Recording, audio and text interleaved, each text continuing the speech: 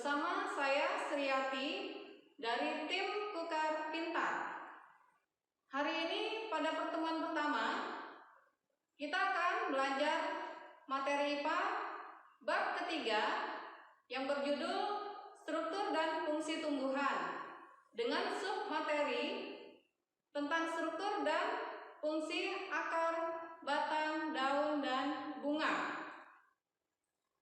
Buku yang digunakan dari Kemendikbud, Kurikulum 2013, edisi revisi 2017. Adapun tujuan pembelajaran kita hari ini, anak-anak mampu yang pertama mendeskripsikan struktur dan fungsi akar, yang kedua mendeskripsikan struktur dan fungsi batang, yang ketiga mendeskripsikan struktur dan fungsi daun, dan yang keempat mengidentifikasi modifikasi struktur dan fungsi pada organ penyusun tumbuhan. Apa yang kamu pikirkan jika melihat gambar ini?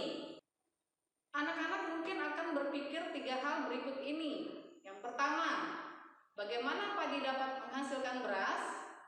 Yang kedua, di manakah proses tersebut berlangsung? Dan yang ketiga, bagian manakah dari tumbuhan yang berperan untuk proses tersebut? Iya, tumbuhan sebagai produsen merupakan faktor yang sangat penting di bumi ini untuk pemenuhan kebutuhan kita manusia dan hewan. Contoh, tanaman padi sebagai penghasil beras tersebut. Tanaman padi terdiri atas dari bagian bawah sampai ke atas, yaitu akar, batang, daun, dan biji. Kita akan mulai membahas satu persatu dari struktur dan fungsi akar.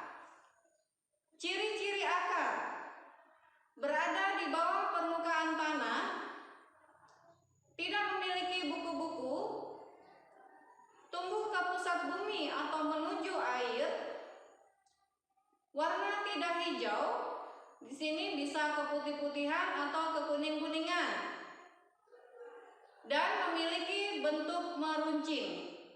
Fungsi akar ada 4. 1. Menambatkan tubuh tumbuhan pada tanah atau medium tumbuhnya. 2.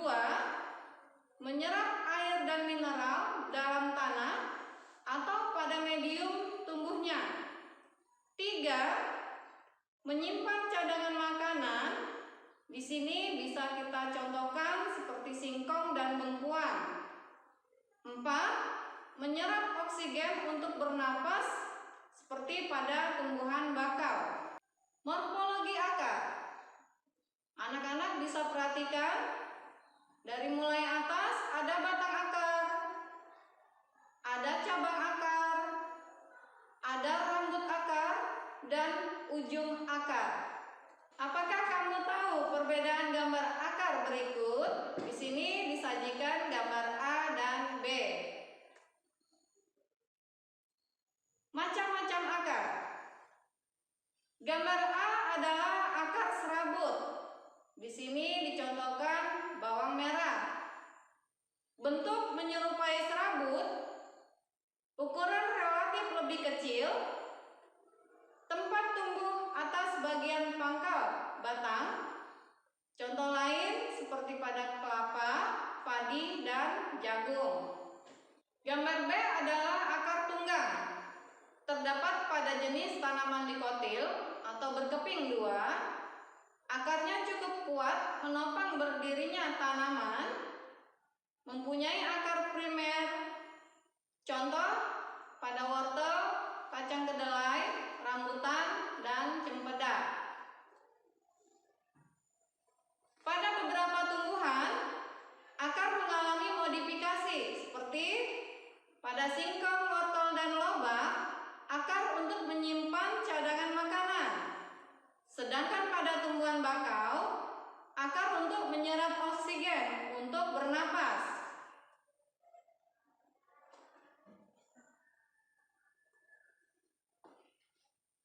Selanjutnya kita akan membahas struktur dan fungsi batang.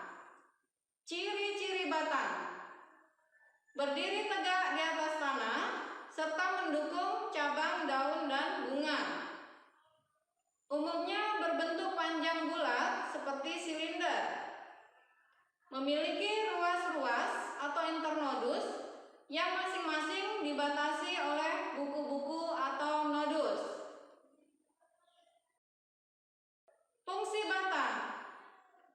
Yang pertama, menyokong bagian-bagian tumbuhan. Yang kedua, sebagai jalan pengangkutan air dan mineral dari akar menuju daun. Dan yang ketiga, sebagai jalan pengangkutan makanan dari daun ke seluruh tubuh tumbuhan. Tahukah kamu apa perbedaan struktur luar batang tumbuhan monokotil dan dikotil pada gambar A dan B? Gambar A adalah batang bambu, merupakan tumbuhan monokotil, memiliki ruas-ruas batang terlihat jelas, dan batang tidak bercabang. Contoh tumbuhan lainnya seperti pohon palem, jagung, pinang. Batang pohon srikaya. Ini adalah gambar B. Merupakan tumbuhan dikotil, memiliki ruas-ruas batang tidak terlihat jelas, dan batang bercabang. Contoh tumbuhan lainnya seperti batang pohon rambutan. Adapun tumbuhan yang mengalami modifikasi dan berfungsi sebagai tempat menyimpan cadangan makanan di batang, di sini ada 3 Ibu contohkan, yaitu tebu, kentang, dan rimpang kunyit. Selanjutnya, kita akan membahas tentang struktur dan fungsi daun. Adapun ciri-ciri daun, menempel pada batang, berbentuk tipis lebar, dan banyak mengandung zat warna hijau atau kita sebut dengan klorofil. Sedangkan fungsi daun di sini ada 3. Yang pertama, untuk mengambil gas karbon dioksida atau kita sebut juga dengan CO2, mengatur penguapan air atau transpirasi, dan sebagai pernapasan atau respirasi pada tumbuhan. Untuk morfologi daun, di sini kita bisa melihat pohon pisang. Pada daunnya terdiri atas, tangkai, pelepah, tulang, dan helai. Sekarang kita akan membahas tentang perbedaan struktur luar daun monokotil dan dikotil. Adapun macam-macam tulang daun, yaitu ada yang melengkung, ada yang sejajar, ada yang menjari, dan ada yang menyirip.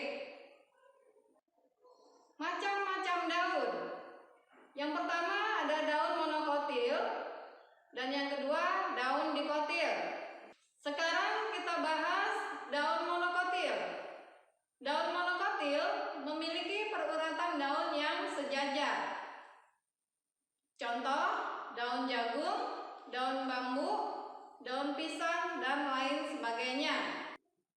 Untuk daun dikotil, adapun di sini cirinya memiliki peruratan daun menjala atau menyirip.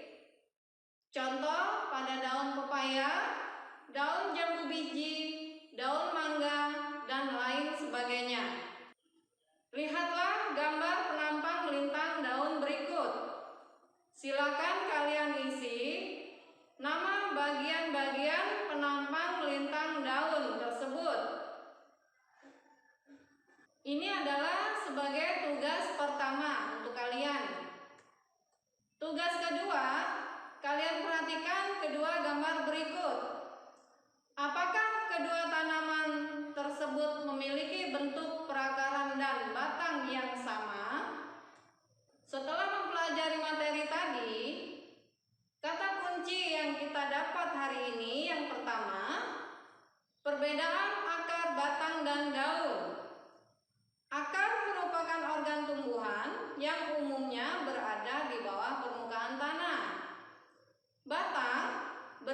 tegak di atas tanah, sedangkan daun merupakan organ tumbuhan yang menempel pada batang.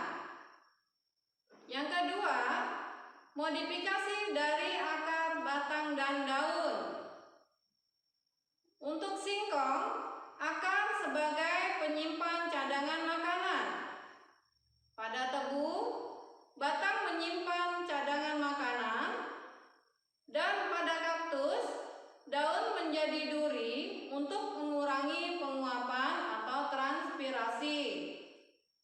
Marilah kita refleksi materi pembelajaran kita hari ini. Apa saja yang telah kalian pelajari? Lalu apa yang ingin kalian ketahui lebih lanjut? Serta bagaimana perasaan kalian belajar hari ini?